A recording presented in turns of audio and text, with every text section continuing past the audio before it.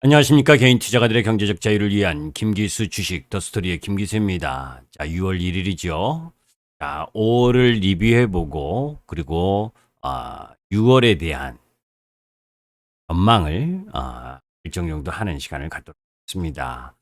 자, 5월은 인플레이션과 테이퍼링 공포 이런 부분들을 통해서 한 달 동안 정말 외국인들의 전폭적인 매도 이 공세 부분을 개인들이 받아주는 그런 흐름들 속에서 5월 28일 MSCI 리밸런싱 이후의 시장의 변화가 조금씩 나타나고 있는 부분이고 그런 가운데에서 6월은 경제 회복의 가시적 확인을 할 수 있다라고 하는 관점에 리포트를 여러분들과 함께 공부하는 시간을 갖습니다. 자, 전체적으로 보게 되면 오늘 이 5월 주식시장과 관련된 부분 여러분들 나름대로 3266포인트 1월 11일 고점 이후에 시장은 박스권 모습을 보였지만 그 속에서 섹터의 흐름들은 상당히 어지럽게 움직였던 부분들이지요. 자, 그런 부분들 속에서 시장 부분이 나름대로 체력 부분에 있어서 올라갈 수 있는 상승할 수 있는 기반을 일정 정도 만들었다라고 하는 부분이고 그러한 가운데에서 이 교보증권 리포트 부분 요약을 한 내용을 여러분들과 함께 보도록 하겠습니다. 5월 글로벌 주요국 증시 수익률로 보게 되면 우리나라 부분은 실질적으로 이 중간 부분에 놓여져 있죠.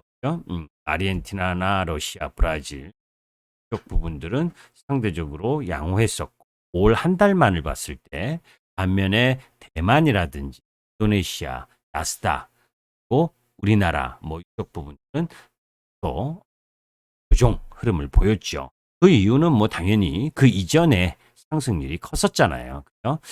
자, 이제 그런 5월 공포 흐름 부분들을 가장 짓눌렀었던 부분이 인플레이션 공포 그리고 테이퍼링에 대한 부분이죠. 지금 연준 FOMC 회의에서 미국 시장에 돈을 푸는 규모가 한 달에 한 1,200불 정도 되죠.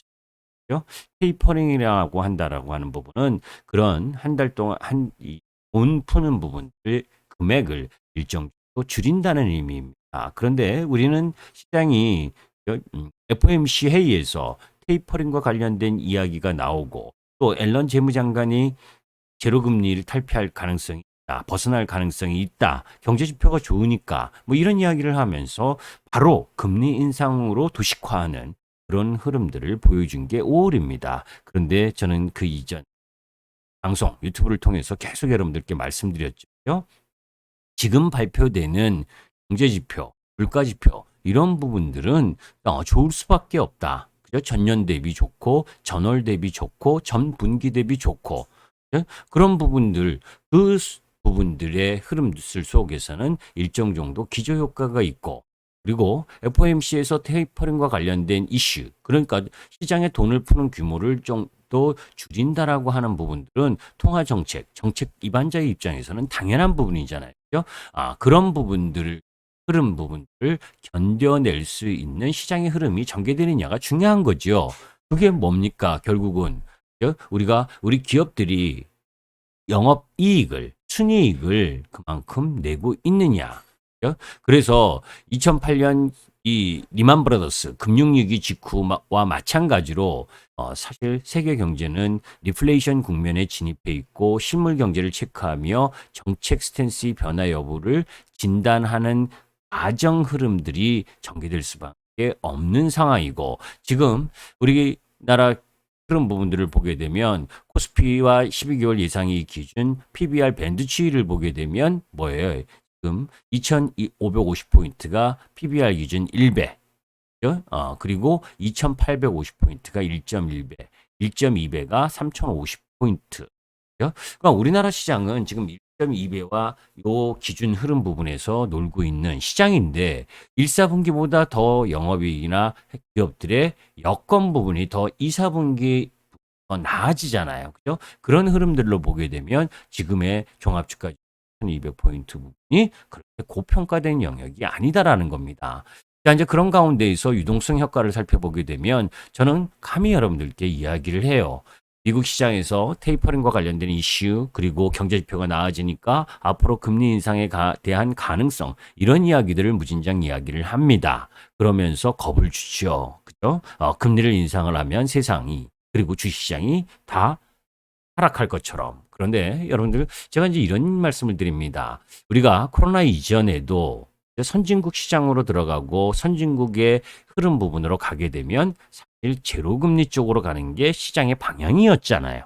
그죠? 우리가 1997년도 IMF 사건 났을 때 그때는 사실 뭐 개발도상국이라고 이야기할 수 있는 부분이었죠. 그런 중진국 개발도상국 수준에 있어서 경제 성장률을 최고의 목표로 갖고 있었던 부분, 이런 부분들이 전개되는 상황 속에서 외환 위기를 맞고 그런 흐름들 속에 금리가 급등했었던 그 과거의 기억, 이런 부분들이 뇌에 남아 있다 보니까 어떤 사안이 발생을 해서 금리를 인상을 하게 되면 옛날처럼 몇 프로 뭐 7%, 10%, 15%뭐 IMF 때는 20%가 넘는 금리를 보였던 것처럼 그런 흐름으로 갈 것이다라고 하는 두려움, 이런 부분들이 작용을 하는데 사실 IMF 이 코로나 이전 미국 금리는 몇 프로였습니까? 선진국 금리는 몇 프로였습니까? 지금 일본 시장의 금리는 몇 프로입니까? 그죠? 대부분의 선진국가라고 할 수 있는 부분은 일정 정도의 경제 성장률, 그 개발도상국이나 후진국이 중진국 이렇게 올라오는 그런 경제 성장률, 글로벌 경제 성장률이 그렇게 세게 과정이 아니잖아요. 그러니까 그런 흐름들이기 때문에 지금은 뭐예요? 일정 정도 이 경기 부양책, 미국 시장에서의 경기 부양책, 그리고 글로벌 시장에서 유동성을 보강시켰었던 부분이 다소, 그러니까 지난번 게임스탑처럼 앞으로의 성장성이나 현재의 실적이나 이런 부분에 말도 안 되는 부분이 돈의 힘으로 막 올라가고 하는 바이어를 진정시키기 위한 일정 정도의 흐름 부분들은 계속해서 나올 수밖에 없다. 그게 건전한 투자 문화를 만들어가는 거죠. 그죠? 어떤 주식이 여러분들 생각해 보세요. 그죠? 어떤 X라는 기업이 수급 잘 짜여져서 실질적으로 그 회사가 앞으로 10년 동안 성장을 무진장한다 하더라도 그 시가총액을 반영할 수 없는 주가까지 높이 올라간다면, 돈의 힘으로 올라간다면 그거 가만히 냅두면 되겠습니까? 그죠? 그 누군가는 그 고점 어느 끝부분에 있어서 피해로 돌아갈 거 아니에요.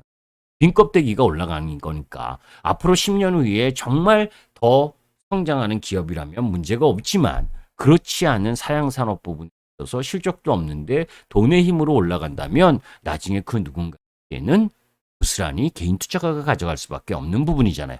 그런 극단적인 부분들을 막기 위해서라도 유동성에 의해서 너무 과열의 흐름들을 갈 때마다 정책 기반자의 입장, 특히 FOMC 회의에서는 적정하게 그것을 다운시킬 필요가 있는 부분이고, 그러나 지금은 테이퍼링 이슈나 이런 금리 인상과 관련된 이슈가 일정 정도 나온다 하더라도 지금은 뭐에 쉽게 조일 수 있는 단계가 아니다.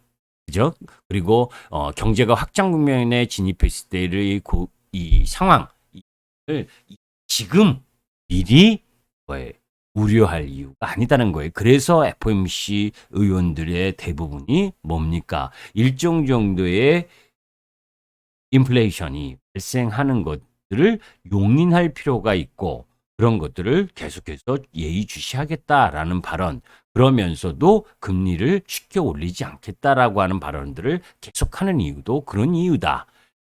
우리가 일자리와 소득이 안정되어야 경제 개방이 가능한 거죠. 그리고 교육 장벽은 낮아지기 힘들고 자립 경제 환경도 주목해야 된다. 그죠? 우리가 사실 팬데믹을 통해서 글로벌 국가들이 가장 심각하게 배웠던 건 뭡니까? 여러분들 잊지 마세요. 그죠?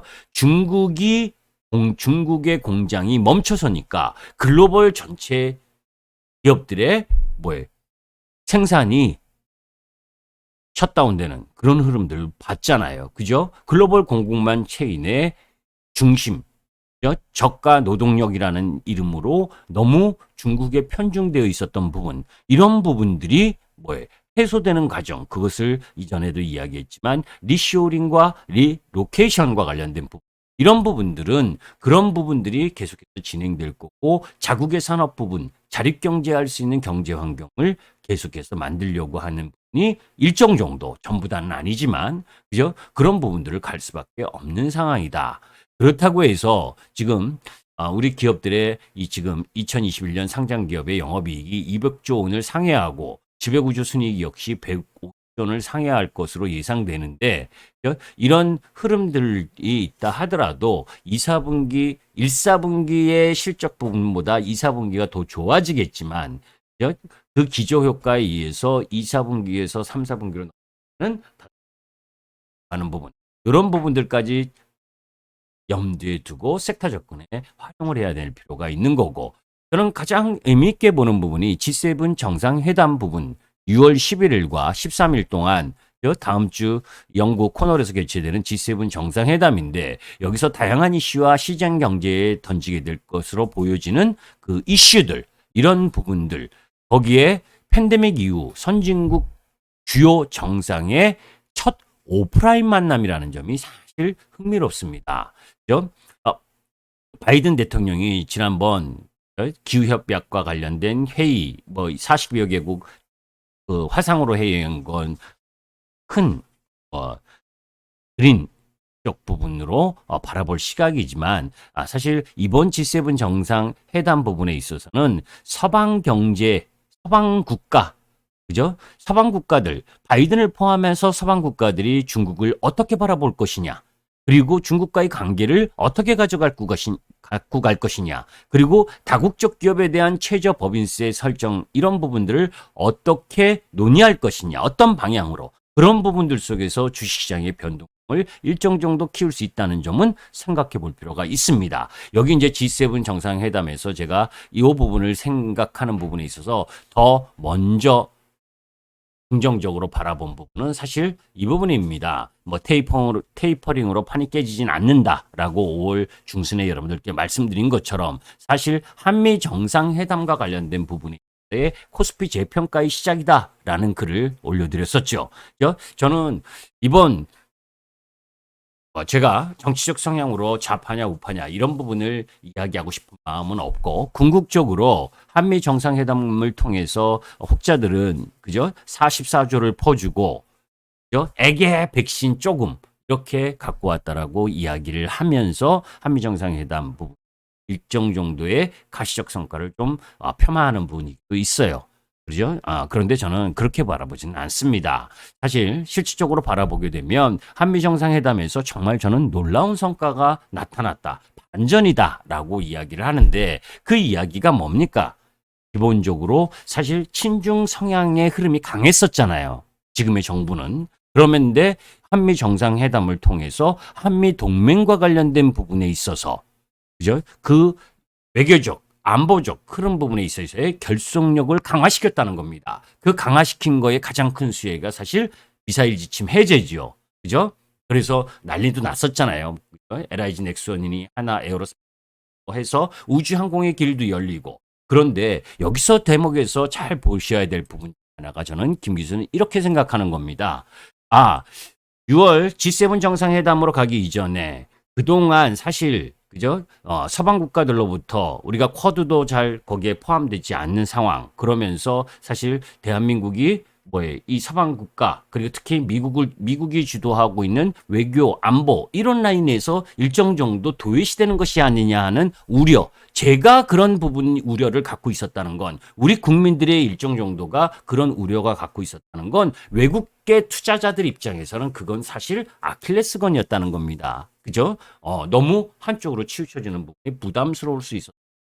그러니까 그런 부분들을 해소시켜주면서 외국인들이 매수세가 들어올 수 있는 기본적인 이 정치적 변화, 흐름 부분들을 갖고 왔기 때문에 코스피의 재평가 가능성이 일정 정도 있다라고 하는 부분이고, 또 거기에 대한 반응도 중요한 겁니다. 실질적으로 예전 같았으면 우리가 미국의 사드, 그죠? 사드를 상주에 배치할 때만 해도 난리 났잖아요. 그죠? 중국이 우리나라 보복하고 뭐 불매 운동하고 뭐 북한이 뭐 미사일 쏘고 뭐 하면서 뭐에 난리 난 부분이잖아요. 그런데 이번 미사일 짐 이 부분은 엄청나게 중요하고 중대한 군사적인 사안 중에도 하나입니다. 그런데도 불구하고 중국의 반응이 그렇게 크지 않죠. 그죠? 북한도 뭐에 불바다니 이런 얘기는 안 하잖아요. 그죠? 그건 모종의 당근과 채찍이 있을 수 있다라고 하는 부분을 보여준 것이다라는 부분이고 그 속에서 중국에 대한 특히 중국 부분이 요즘 5월 말부터 중국 시장이 돌아 나오는 흐름 이런 부분들은 결국 바이든 대통령의 외교 정책 흐름 부분들에서 일정 정도 중국이 미국 트럼프 혼자 날뛸 때 하고 그죠? 지금 바이든 대통령이 서방 국가와 이 한미일 공조 뭐 이런 부분들을 통해서 중국을 압박할 때하고 중국이 느끼는 압박의 수위는 틀리고 분명한 거 아닙니까? 그죠? 그런 가운데에서 일정 정도 중국이 머리 숙이는 과정이 나타나는 흐름들이 시장에 나타나고 있는 것 아니냐라고 저는 개인적으로 생각합니다. 그런 흐름이 있기 때문에 중국 시장이 5월 중순 후부터 상승의 흐름을 갖고 갈 수 있는 부분이고 그런 부분들이 글로벌 시장 전반적인 흐름 부분들을 양호하게 만들 수 있는 부분 특히 우리나라 코스피에 레벨업 될 수 있는 근거 외국인들의 시각 이런 부분들을 갖고 올 수 있다라고 볼 수 있는 부분이다라고 보시면 됩니다. 제가 2021년 1월